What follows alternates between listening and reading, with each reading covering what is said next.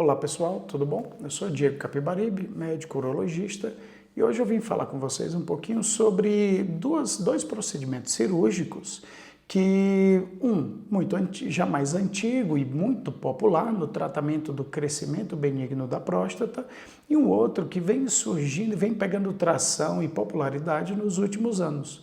O primeiro, muita gente já conhece como um nome mais popular, mais fácil de compreender, chamada a RTU de próstata ou a raspagem da próstata. É um procedimento que já tem mais de 100 anos, então é um procedimento muito bem experimentado e já conhecido tanto dos urologistas como dos homens que se submetem ao procedimento. O outro seria o HoLEP, que é um acrônimo de Holmian Laser Enucleation of the Prostate. Isso quer dizer o quê? É a enucleação da próstata, ou seja, a retirada do seu núcleo, do seu miolo, com a utilização de um tipo de laser chamado Holmium. E qual o objetivo dessas duas? O que elas tratam? Quais os benefícios de cada uma? E qual é a melhor para você? Então fiquem ligados, não esqueçam de curtir, de compartilhar e de comentar se você gostou do conteúdo.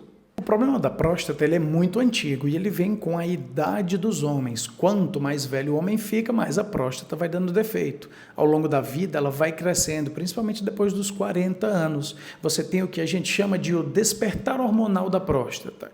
Ela se alimenta de uma maneira diferente da testosterona, que é quem faz ela crescer.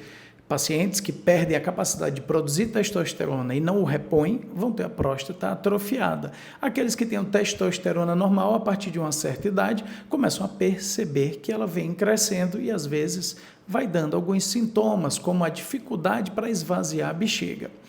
Então, identificando uma população cada vez se tornando mais velha, mais saudável, vivendo mais tempo, a próstata viu uma oportunidade de aparecer e se tornar uma protagonista na vida de muito homem.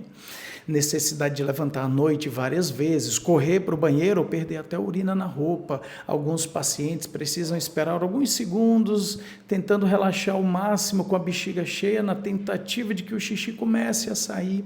Esse xixi sai cortado, sai com um jato muito fraco e a necessidade de correr para o banheiro em intervalos de tempo cada vez mais curtos.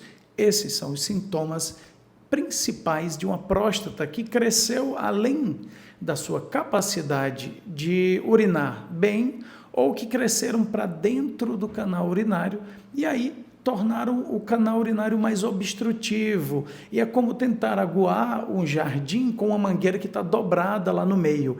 Perde-se então a pressão daquele jato de água. E isso não é de hoje. No começo do século passado, as pessoas, com o advento dos antibióticos, fim das guerras, melhora da qualidade de vida, as pessoas foram vivendo cada vez mais. E a partir dos 40, 50, 60, é quando a gente começa a perceber alguns sintomas. E então, com um problema surgindo, necessitamos então de uma solução. Mais ou menos no começo do século passado, 1920, 1930, surgiu então um dos primeiros experimentos com a cirurgia por dentro do canal urinário para abordar a próstata. E mais ou menos em 1920, Hugh Hampton Young, um americano, descobriu uma forma de utilizar cânulas de vidro para olhar dentro da próstata. E da mesma forma que hoje a gente faz endoscopia digestiva alta, colonoscopia por baixo, a gente também tem câmeras, tem óticas para olhar por dentro do canal urinário e assim fazer os procedimentos transuretrais, endoscópicos, cistoscópicos. Escopia vem de visão e aí o resto vem do órgão que você quer avaliar, como colonoscopia, endoscopia. Então, mais ou menos nessa época, surgiu os primeiros relatos de equipamentos capazes de olhar através do canal urinário para dentro da bexiga e no meio do caminho a gente encontra a próstata. Daí então foi um sofrimento para encontrar a maneira correta de mexer na próstata sem ela sangrar tanto, utilizando de energia monopolar e a depender da frequência não gerava nenhuma coagulação dos vasos sanguíneos que sangravam e você tinha totais desastres, necessidade de abrir o paciente para dar ponto ou até mesmo o falecimento de alguns dos primeiros pacientes a serem submetidos ao procedimento. Antigamente se fazia apenas o corte da próstata, a prostatotomia, e que vem do átomo, que é aquilo que não se corta, que não se divide. Tomia vem de cortar, então a prostatotomia. Depois foi se identificando frequências de energia cada vez mais adaptadas aos vasos sanguíneos, ao sangue, capaz de não apenas divulsionar os tecidos, mas coagular. E aí surgiu a energia monopolar de cauterização e ressecção, e depois disso, mais ou menos mais para o fim do século XX, surgiu a energia bipolar e os procedimentos se tornaram cada vez mais seguros, os pacientes saindo muito satisfeitos, e essa tecnologia então vem completando hoje, em 2020, quase 100 anos, mais de 100 anos até. E isso é bom. O fato de ser antigo, de ser velho, não quer dizer que é ruim. Todo mundo tem uma experiência muito larga no tratamento da próstata dessa forma, todo mundo tem uma experiência muito grande em como conduzir os principais problemas e efeitos colaterais adversos dos procedimentos, porque todo mundo conhece bastante e já conhece há muito tempo. Essa é uma vantagem em relação aos novos procedimentos, mas também não quer dizer que por ser muito novo não sabe de nada. Daí vem o ROLEP. Então, na década de 80, começou-se a experimentar com tipos de laser diferentes. YAG laser, laser de ômio, diversos tipos de ondas diferentes e como elas poderiam interagir com o tecido, gerando coagulação melhor, um tratamento melhor dos sangramentos de um órgão que sangra tanto, que é tão passível de sangramento quando você mexe nele. É um dos órgãos que mais sangra quando se manipula dentro da urologia. E com esse problema em mãos, se identificaram alguns comprimentos de ondas que foram mais, eles reverberavam melhor com os vasos sanguíneos, levando a uma melhor cauterização. E daí foi um passo para padronizar procedimentos cirúrgicos em que eu pudesse usar o laser para dissecar, separar, cortar o tecido e depois disso coagular também. Daí vem o ômio laser. E hoje nós temos ele bem à disposição para realizar esse procedimento da retirada do núcleo da próstata. Daí vem o nome ROLEP, Ohmium Laser Enucleation of the Prostate.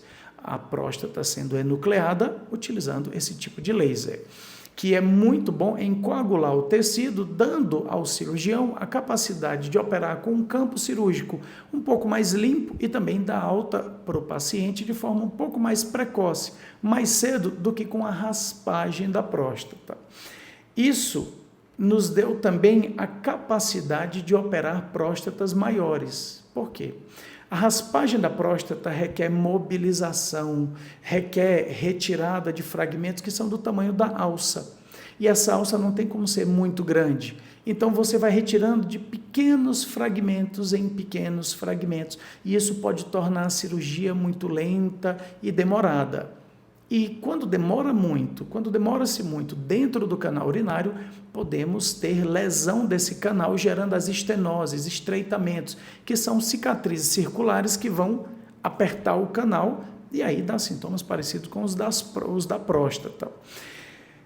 Então, como resolver próstatas grandes sem a necessidade de fazer cortes na barriga, enfiar a mão lá dentro? Aí nós temos as laparoscopias e robótica também para próstatas muito grandes, mas necessitam de uma anestesia geral, um procedimento um pouco mais invasivo. Ficou-se então um gap entre as próstatas até 80, 90 gramas, muito boas para fazer a raspagem da próstata e resolver o problema do paciente, e as próstatas muito grandes, acima de 100, 200 gramas, que necessitavam de um procedimento que fosse mais rápido. E aí ficou naquele meio do caminho. Eu vou fazer, então, para todo mundo com a próstata de 100 gramas, eu vou fazer uma laparoscopia, uma robótica, um procedimento tão caro, um procedimento tão grande.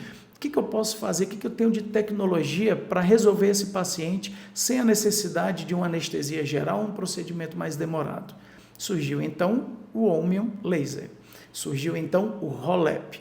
Ele é ideal para próstatas acima de 100 gramas, mas não exclui de ser utilizado para próstatas pequenas. Ele é apenas uma alternativa, não à raspagem da próstata, mas que também é, mas não principalmente a raspagem da próstata, mas uma alternativa aos procedimentos maiores, de laparoscopia, cirurgia aberta ou mesmo a robótica, em próstatas que não são tão grandes. Então, próstatas acima de 100 gramas, mas que não são grandes demais, 180, 190, 200 gramas, o HoLEP, ele não só é rápido, como ele é seguro, como ele é resolutivo, com riscos de sangramento muito pequenos, e o paciente podendo ir para casa no dia seguinte ou depois, sem sonda e urinando confortavelmente. Há relatos de procedimentos cirúrgicos sendo realizados por HoLEP com mais de 180, 200, 400 até 900 gramas. A técnica cirúrgica ela pode fazer qualquer coisa, mas nós vamos ter então consequências de muito tempo dentro do canal, de tentar chegar muito no limite do procedimento cirúrgico, e aí a gente chega no limite da segurança. Então, na minha experiência e a minha opinião é que próstatas até 80 gramas, tanto o HoLEP como a raspagem da próstata, a RTU, vão dar resultados muito parecidos, muito bons e confortáveis para o paciente. Acima de 80, 100 gramas, um HoLEP já se apresenta muito mais eficiente para próstatas grandes, reduzindo o tempo cirúrgico e o conforto ao paciente de ir para casa mais cedo, sem sonda e urinando bem. Acima de 150, 180 gramas, 200 gramas, a cirurgia laparoscópica e robótica, elas conseguem entregar num tempo cirúrgico excelente, uma boa resolução e um excelente conforto e resultados finais para o paciente, que não precisa ficar mais de 1 a 2 horas com a cânula por dentro do canal, podendo gerar alguns efeitos colaterais, como a estenose, o estreitamento, a cicatriz patológica doentia do canal urinário. Então, muitas opções existem hoje para tratar a próstata que dá problema. Qual é a melhor que cabe para você e para a sua próstata? Eu sou o Dr. Diego Capibaribe, urologista, e até mais.